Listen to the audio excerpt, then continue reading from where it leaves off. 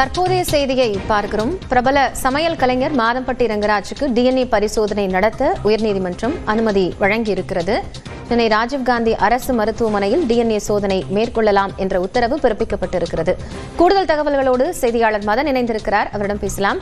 மதன், இப்போ மாதம்பட்டி ரங்கராஜுக்கு டிஎன்ஏ பரிசோதனை நடத்த அனுமதி வழங்கப்பட்டிருக்கு. மீண்டும் விசாரணை எப்போது நடைபெறும்? என்னென்ன வழக்கு விசாரணையின் போது என்னென்ன விஷயங்கள் சொல்லப்பட்டது?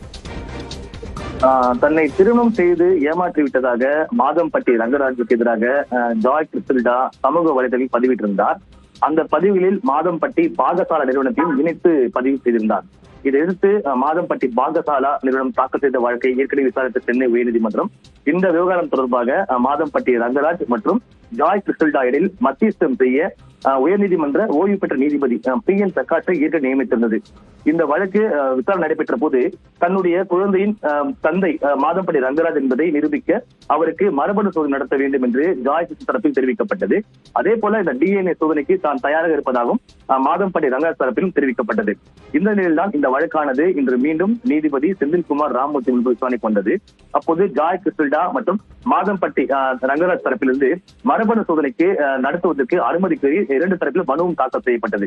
இந்த இரண்டு மனுக்களும் ஏற்றுக்கொண்ட நீதிபதி மாதம்பட்டி ரங்கராஜுக்கு மரபணு சோதனை நடத்துவதற்கு தற்போது அனுமதி அளித்து உத்தரவு பிறப்பித்தார். அதன்படி சென்னை ராஜீவ்காந்தி அரசு பொது மருத்துவமனையில் உள்ள தடவியல் துறையும் அதே போல அந்த ஆய்வகத்தையும் தொடர்பு கொண்டு மாதம்பட்டி ரங்கராஜுக்கு அந்த மரபணு சோதனை நடத்துவதற்கு தேவையான நடவடிக்கை எடுக்க வேண்டும் என்று அதுக்காக ஒரு வழக்கறிஞர் ஆணையரை நியமித்து தற்போது இந்த உத்தரவை பிறப்பித்தார். இந்த மரபணு சோதனை நடந்த பிறகு அந்த அறிக்கையை பெற்று அதனை ஏற்கனவே நியமிக்கப்பட்ட அந்த மத்தியஸ்தரிடம் சமர்ப்பிக்க வேண்டும் என்று தற்போது அந்த வழக்கறிஞர் ஆணையருக்கு உத்தரவு பிறப்பித்த நீதிபதி இந்த வழக்கு விசாரணை மீண்டும் மார்ச் 30ஆம் தேதிக்கு தள்ளி வைத்துள்ளார். நன்றி மதன், கூடுதல் தகவல்களுக்காக.